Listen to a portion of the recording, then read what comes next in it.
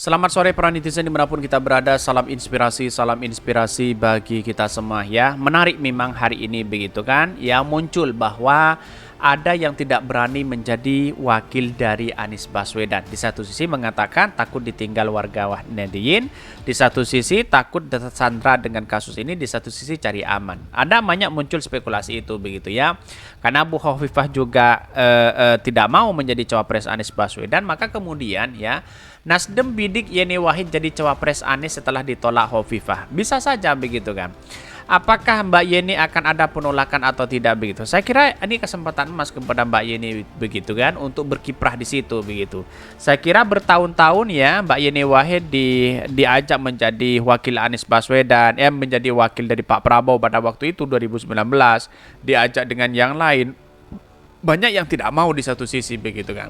Tetapi kalau didorong ya, karena memang dari Gus Durian itu melihat bahwa apakah Mbak Yeni akan tetap ya menolak atau ingin menjadi cawapres Anies Baswedan begitu. Tetapi saya lihat bahwa ya saya kira tunggu saja bagaimana nanti begitu, apakah ditolak atau tidak begitu ya. Bahkan ya saya bacakan terlebih dahulu komentar-komentar netizen seperti ini.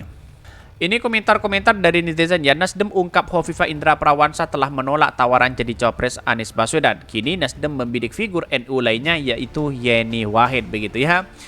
Jangan mantan komisaris Garuda soalnya. Ini banyak sekali pro dan kontra begitu. Saya kira siapapun cawapres Anies Baswedan ya kita harus hormati itu begitu. Karena di satu sisi tujuannya ingin menang begitu. Sama Mbak Yeni saya berprinsip bahwa ini punya kekuatan luar biasa begitu ya.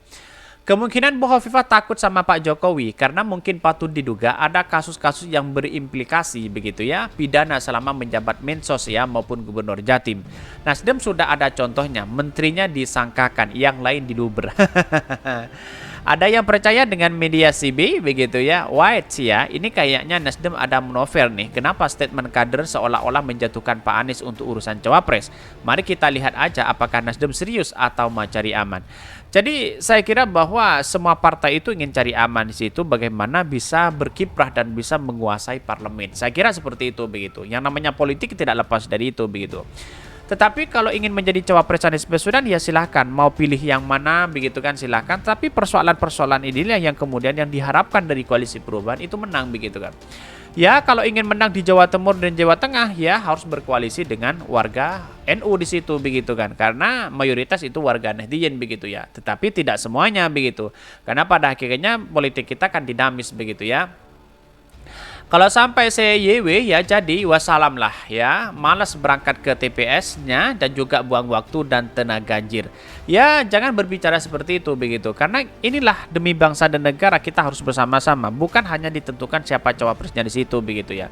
Bersama-sama di situ bagaimana ada perubahan besar begitu. Semakin Anda tidak mencoblos, semakin ada pula ya kesempatan bagi orang-orang lawan-lawan Anies Baswedan begitu ya.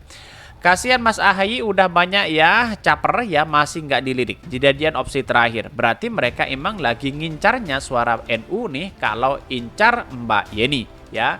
Coba ganti capresnya pasti lain lagi ceritanya. Ada penolakan karena mereka nggak serak ya sama capresnya. Ini banyak sekali pro dan kontra begitu ya. Hovifahnya pilih-pilihlah calon yang lebih senior, sama-sama pecatan menteri kok mau nyalon. Pinter juga gubernurku. Ini banyak sekali pro dan kontra begitu ya. Tetapi kita lihat saja dalam proses demokrasi itu kan dinamis di situ, tidak menentu begitu kan. Walaupun cawapresnya AHY misalnya itu Partai Demokrat di Jawa Timur sangat menguasai dan bahkan itu sangat solid sekali begitu ya. Tuh kata AHY udah final ya, malah final sekarang pasang syarat dan ketentuannya. Makanya buat pihak SIM Anies ya fokus pada urusan dalam koalisi ya. Saya lihat bahwa sekarang itu kan sudah ditentukan oleh Anies Baswedan siapa yang muncul itu begitu kan. Tetapi saya kira bahwa banyak sih yang kemudian banyak menjadi cawapres Anies Baswedan. Kita buktikan aja nanti begitu ya. Tetapi mari kita baca terlebih dahulu beritanya seperti ini.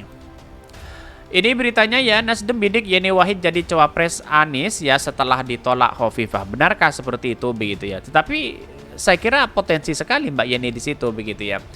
Nasdem menilai Hovifah Indra Parawansa telah menolak secara halus tawaran jadi cawapres Anies Baswedan. Pasalnya Hovifah tidak pernah merespon tawaran tersebut.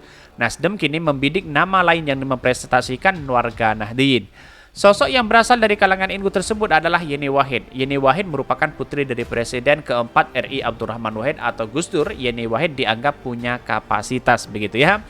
Tetapi saya kira bahwa ini sangat sangat luar biasa ketika ini kesempatan emas kepada Mbak Yeni untuk berkiprah di dalam dunia politik di situ begitu ya. Ya ujung-ujungnya kalau mendukung si A si B kan tidak menentu juga begitu kan, sebagai anak Gus Dur ya, bagaimana itu ya karakternya sesuai dengan apa yang diinginkan oleh pada waktu itu begitu. Di zaman Gus Dur sangat disayangi begitu kan, dari non muslim banyak yang kemudian tertarik dengan itu. Gagasan-gagasan inilah mungkin turun ke anaknya dan bisa diinterpretasikan atau bisa disampaikan kepada masyarakat begitu ya. Apalagi ada Gus Durian di situ, sangat menarik begitu ya. Bahkan kami menemui figur NU lainnya yang lebih muda dan juga punya kapasitas tinggi, yakni Mbak Yeni Wahid, kata Ketua DPP Nasdem Effendi Khoiri atau Gus Cos ya, Gus Coy. Bahkan Gus Coy mengaku sudah 2 kali bertemu Yeni Wahid, berbeda dengan Hovifah yang tidak memberi kepastian. Yeni justru menyambut baik tawaran Nasdem menjadi cawapres Anies Baswedan. Itu kan.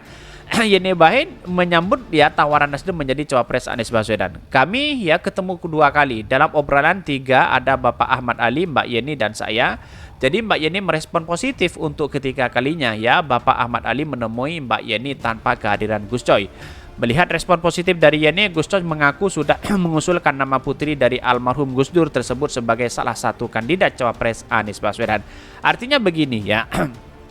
Dalam proses demokrasi ya, untuk melihat bahwa ya kan muncul di luar bahwa ada penolakan, Bu Hovifah menolak menjadi cawapres Anies, bukan seperti itu begitu. Jadi sampai detik hari ini begitu kan, ketika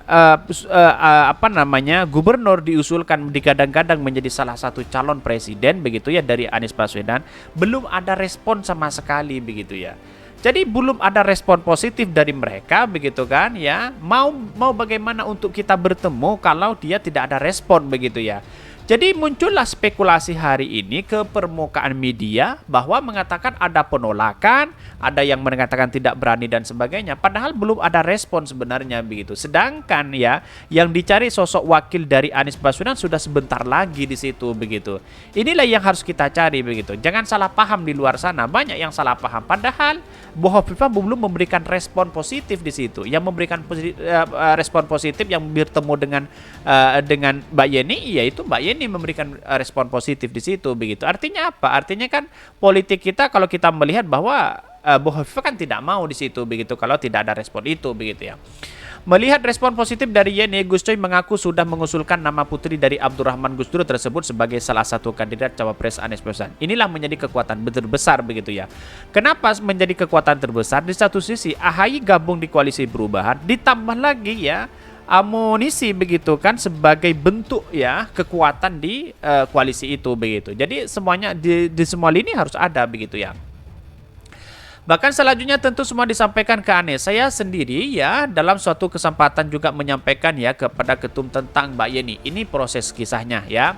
Sekarang terserah sepenuhnya Mas Anies dan ketum-ketum 3 partai koalisi pilih Mbak Yeni, Mas AHY, Kang Aher atau lainnya. Kita tunggu, belum mendesak, belum darurat, sabar ya.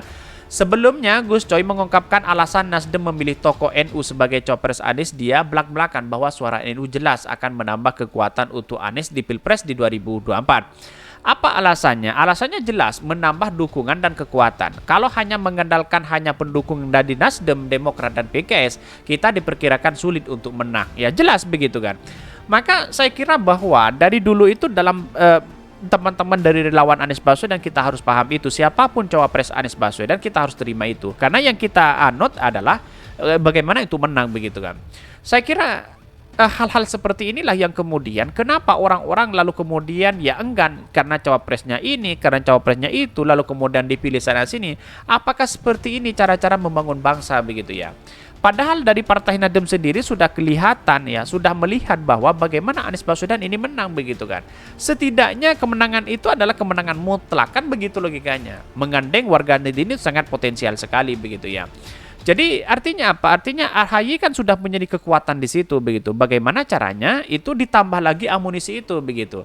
Saya kira saya sependapat dengan apa yang dikatakan Gus Coy itu begitu kan. Tidak mungkin menang ya ketika PKS, Nasdem ya, Demokrat itu hanya mengandalkan itu aja begitu ya. Saya setuju sekali dengan pendapat itu begitu, dan sekarang sudah terbuka begitu. Yang diincar adalah warga Nahdliyin begitu ya. Kenapa cawapres Anies menjadi heboh? Karena yang menjadi potensial sekali begitu dibandingkan Pak Ganjar dan Prabowo begitu ya. Pilihan kemudian jatuh kepada Hovifah. Hovifah dikenal punya basis suara yang besar. Selain menjadi gubernur Jatim, Hovifah juga memimpin Muslimat NU. Sayangnya tak ada respon dari Hovifah hingga detik ini ya. Nasdem pun ya menganggap Hovifah telah menolak secara halus ya tawaran jadi cawapres Anies Baswedan. Kita lihat begitu ya. Jangan salah sangka bahwa persoalan-persoalan politik apa yang dilakukan Hovifah itu menolak, tidak begitu kan.